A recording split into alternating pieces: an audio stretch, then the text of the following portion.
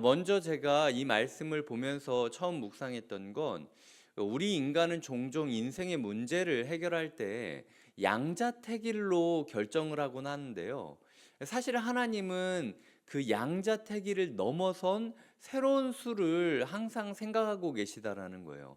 그 창조적인 수를 우리가 기도를 통해서 발견하지 않으면 사실은 인생의 해답을 찾을 수 없는 거죠. 오늘 본문을 보면은 솔로몬이 노인들의 지혜를 따르지 않고 젊은이들의 말을 따랐다라고 이야기를 하고 있는데요. 르호보암이.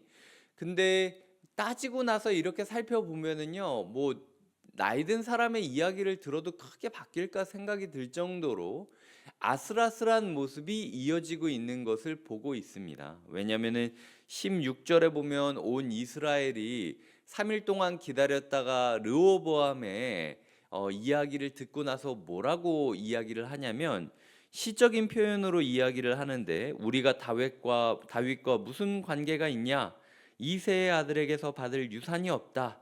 이스라엘아 너희의 장막으로 돌아가라. 참고로 이 문장이 사무엘하 20장인가에서 반란할 때 쓰여졌던 문장입니다. 그러니까 이스라엘아 너희의 장막으로 돌아가라. 다윗이여 이제 너는 너의 집이나 돌아보라. 이게 이스라엘 사람들이 얘기했다라는 거죠. 르호보암이 인격적으로 나갔어도요. 이 잡아먹힙니다, 이거. 사람들이 이렇게 아주 그냥 분노로 들끓어가지고 뭐 조금이라도 퍼졌다면 덮어달라고 얘기할 수 있었을 정도로 제가 봤을 때는 쉽지는 않은 상황이에요. 뭐 그렇다고 해서 성경이 오늘 분명하게 얘기하고 있으니까 어르신들의 지혜를 따랐어야 된다라고 이야기를 하고 한켠에 조건을 두는 게, 하지만 그렇지 않았던 것은 하나님의 음성을, 하나님의 뜻이 있었기 때문에 우리가 잘못된 의견을 따랐던 것이다라고 이야기를 한다라는 거죠. 항상 이 어린 내 삶 가운데 나이 든 사람만의 이야기를 들을 것인가, 젊은 사람만의 이야기를 들을 것인가. 요번 케이스에서는 젊은 사람의 이야기를 그대로 들은 것이 잘못된 것이었지만, 또 다음에는 나이 든 사람의 의견을 듣는 게 잘못될 수도 있다라는 거예요. 왜냐면은 이 상황 가운데 하나님의 뜻이 요번에는 이 어르신들의 의견을 듣는 쪽으로 맞다라고 기울어 있었지만, 하지만 하나님께서는 자신의 뜻을 이루기 위하여 젊은 사람들의 말을 듣게 하신 거기 때문에, 우리가 누구의 말을 듣고 안 듣고의 문제는 우리가 결정하는 것 이상으로 하나님의 축복과 저주에 달려있는 부분이기도 하다라는 생각을 한다라는 거죠. 그래서 그냥 이 말씀을 1차적으로 적용하면서 나는 나와 가까운 사람들의 말은 무조건 안 듣고 어르신들의 말만 듣겠다라고 하는 것도 사실은 좀 너무 단순한 적용일 수 있다라는 거죠. 우리의 들음이라는 우리가 누구 말을 듣고 행하는 모든 일 가운데 하나님께서 주도해 주시지 않는다면 아무리 맞는 얘기가 들려도 내가 따라가지 않을 것이다 라는 사실을 인정해야 된다라는 거예요. 그래서 A도 아니고 B도 아니고 C, 하나님의 음성을 들을 때에 때로는 나이 든 사람에게서 들어야 될 부분을 듣고 행동할 수 있고, 때로는 젊은 사람들의 이야기를 듣고 행동할 수 있는 지혜가 생길 수 있다라는 거죠. 그래서 하나님, 제가 제 인생을 제 마음대로 결정하면서 살아갈 수 있다라고 생각을 했지만, 사실은 결국 남의 이야기를 그대로 따라가는 거 아니겠습니까? 오늘도 보면 르호보암이 왕인데도 불구하고 젊은 사람들이 했던 이야기를 그대로 토시 하나 안 틀리고 이야기하는 모습을 보고 있거든요. 하나님, 제가 제 인생 제 거라고 생각했는데 남이 얘기하는 대로 따라가고 있었군요. 주님, 이제부터는 제가 어떤 이야기를 듣고 따라가야 될지 주님께서 알려주셨으면 좋겠습니다 라고 기도하는 그 기도의 마음이 필요하다라는 것. 오늘은 인생을 너무 양자택일의 문제로, 이거냐 저거냐의 문제로 여기는 것이 아니라 하나님의 말씀을 따라 살아가다 보면은 제3의 길이 보일 수도 있는데, 말씀을 따라가지 않았던 르호보암의 모습을 보며 우리가 하나님께 듣는 귀를 달라, 듣는 마음을 달라라고 구해야 된다라는 게 첫 번째 교훈이고요. 두 번째로는 하나님의 사람은 항상 있다라는 겁니다. 보시면은 22절에 하나님의 말씀이 하나님의 사람 스마야에게 임하여 이르시되라고 이야기를 하고 있죠. 그 전에 보면은요. 11장 29절에 실로 사람 선지자 아히야를 여로보암이 만났다라고 이야기를 합니다. 여로보암에게는 아히야가 있었고 이 르호보암에게는 스마야가 있었던 거죠. 하나님의 사람은 항상 우리 곁에 있습니다. 그럼에도 불구하고 우리가 하나님을 찾지 않는 거죠. 소위 말해서 하나님의 사람이 오기까지 이스라엘 온 백성 그리고 유다 지파와 베냐민 지파의 온 백성은 한 번도 하나님의 사람을 찾지 않고 있다라는 모습을 그리고 있다라는 거죠. 종종 제가 이렇게 신방을 할 때 듣는 이야기 중에 목사님 안 그래도 제 마음 가운데 그 문제가 계속 있었는데 계속 끙끙대고 있었습니다라고 이야기를 하면서 이제 목사님과 만나서 이제 전도사님과 만나서 신방하면서 그 문제가 조금 해결되는 것 같습니다라는 이야기를 들을 때가 있어요. 근데 그때 제가 가끔씩 생각되는 건 우리가 전화해서 뭐 저도 기도 가운데 아니면은 지나가는 모습 예배 가운데 모습 보면서 저 집사님 표정이 너무 안 좋은데 아니면은 왜 있어야 될 자리에 안 계시지 뭐 이런 생각들을 가지며 연락드리곤 하거든요. 사실은 그때 마음 가운데 어떤 문제가 굉장히 커진 상태였다라는 거예요. 그런데 꼭 제가 부르기 전까지는 이 얘기를 안 합니다. 그러니까 내 혼자서 해결하려고 하고 끙끙대면서 쌓아두다가 결국에는 이거 해결을 못하고 그냥 이 염증이 난 상태로 만날 때가 되게 많아요. 그래서 어떤 경우는 빨리 문제를 찾아가지고 그냥 말씀과 기도로 싹 쓸어주면은 바로 해결이 되는 경우도 있는데요. 어떤 경우는 신방을 하고 기도를 하고 연락을 해도요. 마음의 염증이 너무 커져가지고 이거 치운다고 상처가 낫지 않는 모습을 볼 때가 되게 많다라는 거예요. 이스라엘 사람들이 그렇죠, 지금. 하나님의 사람이 자기들을 찾아오기 전까진 절대로 하나님을 찾고 있지 않은 겁니다. 혹시라도 우리의 모습이 그런 것 아닐까? 우리의 마음 가운데 순장님이든지 봉사팀장님이라든지 전도사님이나 저라든지 누구든 좋으니까 이거 쌓아두지 않으셨으면 좋겠어요. 남이 나를 찾아와서 하나님의 말씀을 전해줄 때까지 묵혀두지 마시고 문제가 있고 갈등이 있다고 싶으시면 즉각적으로 같이 고민하고 같이 기도를 하는 게 필요하다라는 거죠. 이 이스라엘과 유다 지파의 문제가 하루 이틀 문제였습니까? 40년의 문제였고 성전이랑 왕궁 짓고 난 다음에도 20년 동안이나 계속됐던 문제예요.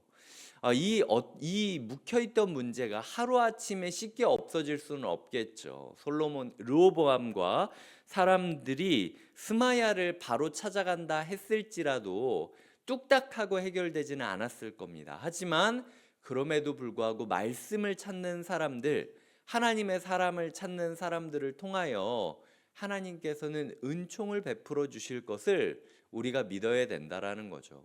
너무 혼자서 묵혀두지 마시고 우리의 마음 가운데 있는 문제들을 잘 풀어가셨으면 좋겠습니다. 다음으로 제가 묵상했던 거는요, 베냐민 지파에 대한 묵상입니다.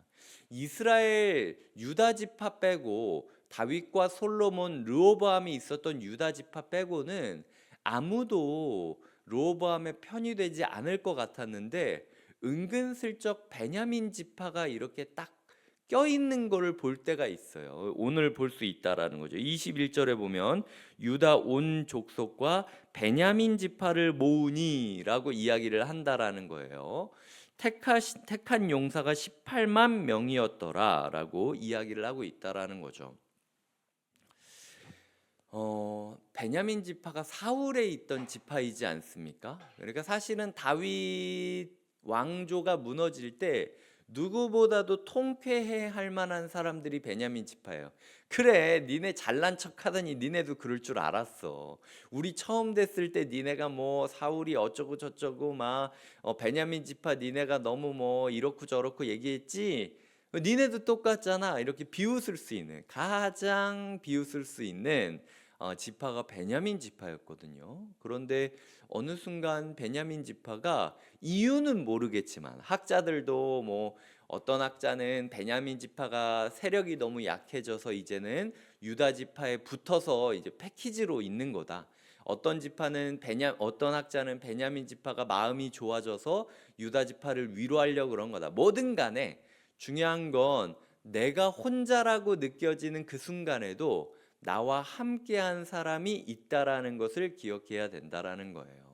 지금 르호보암은 이스라엘 모두가 나를 버렸어, 나는 이제 혼자야 라고 생각을 하고 있겠지만, 사실은 누구보다도 나를 미워했어야 하는 베냐민 지파가 내 곁에 있다라는 사실을 감사하면서 하나님을 찾아야 했다라는 거죠. 하지만 이 르호보암은 이 베냐민 지파에게 한 번도 감사를 한 게 아니라 오히려 18만 명이나 되는 군사를 모았다라고 이야기를 하고 있습니다. 내 곁에 있는 사람을 감사하면서 고마움을 표하는 것이 아니라 어떻게든 이 사람을 끌어들여서 써먹어서 내 어려운 문제를 해결하게 하려고 했던 게 르호보암이 행했던 삶의 방식이라는 거예요. 이 당시 사회, 그리고 두 지파에게 있어서 18만 명이나 되는 군사를 일으킨다라는 게 사실 쉬운 일은 아닙니다. 이거 굉장히 무리한 일이에요. 이 무리한 일이 왜 나온 것일까? 제가 18만이라는 숫자를 열왕기서에서 좀 찾아봤습니다.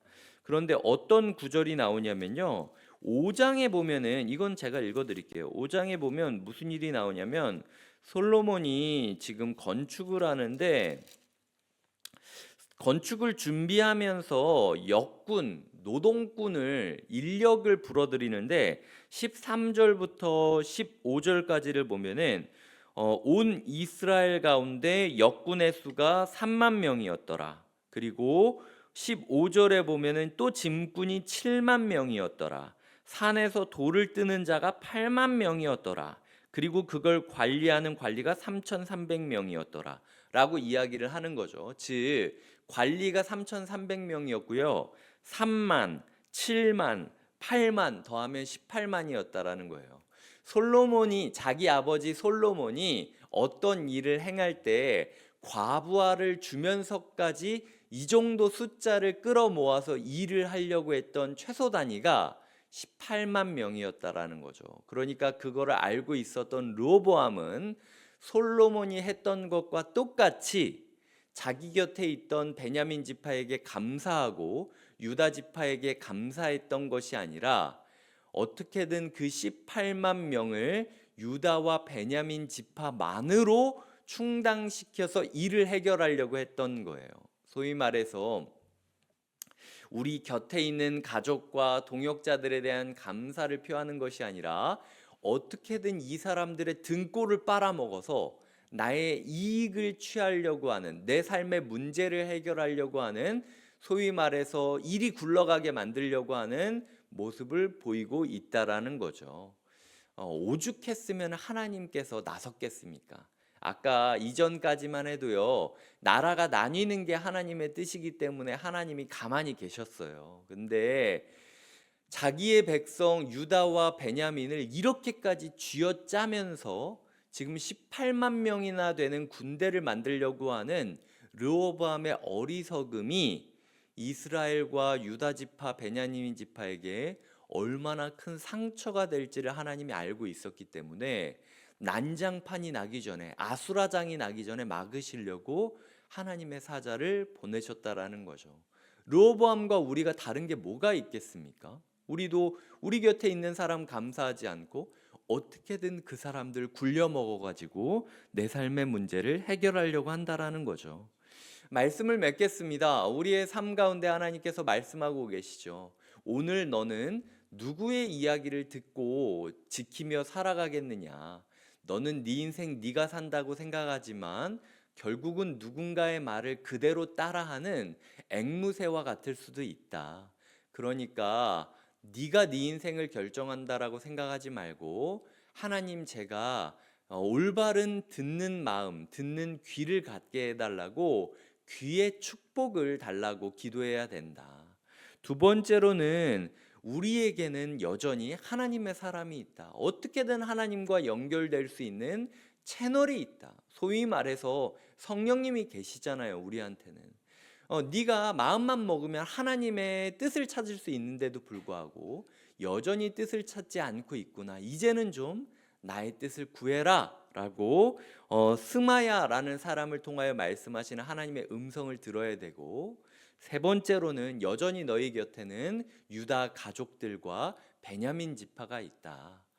그것에 감사해야지 그 사람들을 이용해서 너의 삶을 조금 더 해결하려고 자꾸 사람을 도구로만 여기지 말아야 된다. 그런 일이 있다면 내가 멈출 것이다 라고 말씀하시는 하나님의 음성을 따라야 된다라는 거죠. 이런 하나님의 뜻을 따라 이제 연휴가 끝나고 다시 한번 시작하는 우리 일상 가운데 바른 이야기를 듣고 바른 사람과 만나고, 그리고 항상 감사함으로 우리 곁에 있는 사람들에게 고마움을 표할 수 있는 하루 되시길 주님의 이름으로 부탁드립니다. 기도하시겠습니다. 하나님 아버지, 오늘도 우리에게 말씀을 주시니 감사합니다. 하루 동안 들려지는 많은 소리들 가운데 어떤 이야기를 듣고 지내야 하는지 결정하게 하여 주시고, 우리 곁에 항상 있는 하나님의 사람들과 성령님과 교제의 끈을 놓지 않게 하여 주시고, 이미 모두가 떠났다라고 느껴진다 할지라도 내 곁에 있어주는 사람들을 향하여 감사의 인사를 전할 수 있는 하루가 되게 하여 주시옵소서. 감사하고 예수님의 이름으로 기도드립니다. 아멘.